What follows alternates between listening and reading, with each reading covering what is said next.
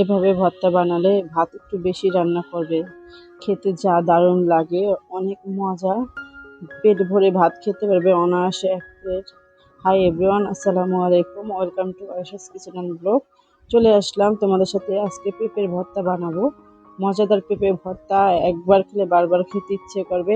এই পেঁপে ভর্তা যখন বানাবে তখন একটু ভাতটা একটু বেশি করে রান্না করবে, না হয় কিন্তু পাতিলে ভাত শেষ হয়ে যাবে। তাই একটু আগে থেকে একটু বেশি করে বানিয়ে নেবে।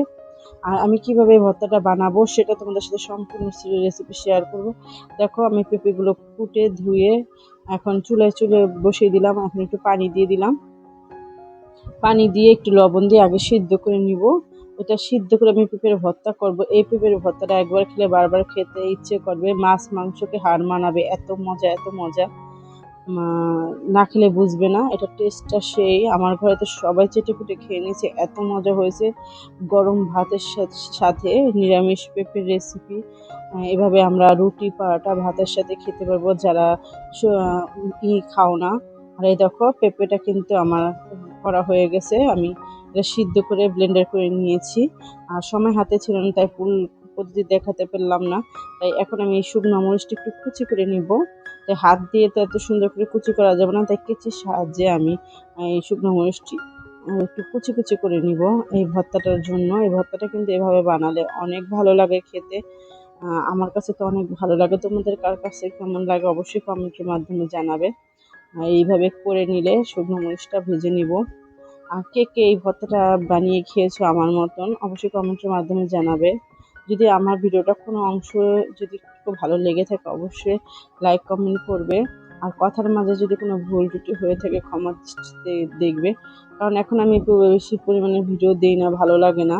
এখানে দেখো, পেঁয়াজ কাটা হয়ে গেছে, রসুন কাটা হয়ে গেছে, শুকনো মরিচ কাটা অলরেডি। চলে যাই, এখন আমি রান্না করে নিব। কড়াই বসিয়ে দিয়েছি কিন্তু চুলায় অলরেডি গরম হয়ে গেছে। এখন তেল দিয়ে দেবো পর্যাপ্ত পরিমাণে। এটা চাইলে তোমরা সয়াবিন তেল বা সরিষার তেল দিয়েও করতে পারো, আমি সয়াবিন তেল দিয়েই করবো। তোমরা যে যেরকমভাবে খাবে বানিয়ে নিব, সমস্যা নেই।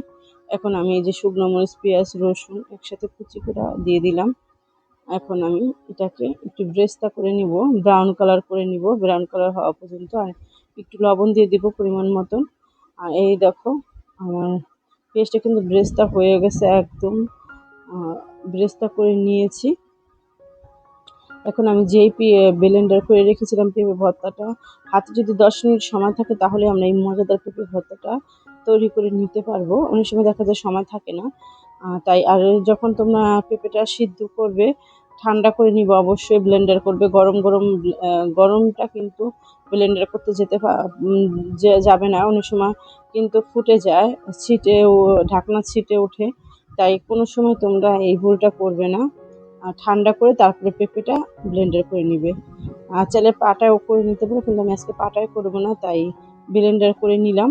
দেখো, আর একদম অল্প সময় এই পেঁপে ভর্তাটা, আর এত মজা এত মজা, একবার খেলে বারবার খেতে ইচ্ছে করবে, এতই মজা। আমার মতন যারা যারা এই পেঁপে ভর্তা পছন্দ করে খাও অবশ্যই কমেন্টের মাধ্যমে জানাবে। কথার মাঝে কোনো ভুল টুটি হলে আবার বলতেছি, ক্ষমার দৃষ্টিতে দেখবে। আর তোমরা সবাই কেমন আছো এটা অবশ্যই কমেন্টের মাধ্যমে জানাবে। আর আমার ভিডিওটা যদি ভালো লাগে অবশ্যই লাইক দিয়ে দেখবে। একদম তেলের উপর যখন ভাজা হয়ে যাবে, আমি কিন্তু অল্প তেলে করেছি, তোমরা চাইলে আরও বেশি তেল দিতে পারো।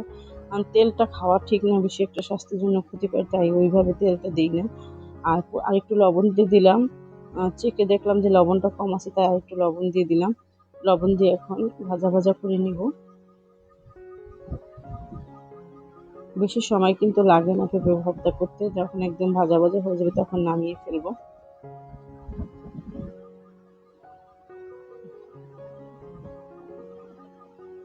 পেঁপে ভর্তা একদম রেডি।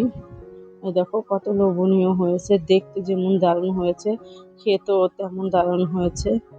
দেখো কত সুন্দর হয়েছে, কালারটা কত সুন্দর। আর লেবুর সাথে ভাতের সাথে ও জাস্ট ওয়াও, অনেক টেস্ট লেগেছে ভর্তাটা খেতে। সবাই ভালো থাকবে, সুস্থ থাকবে।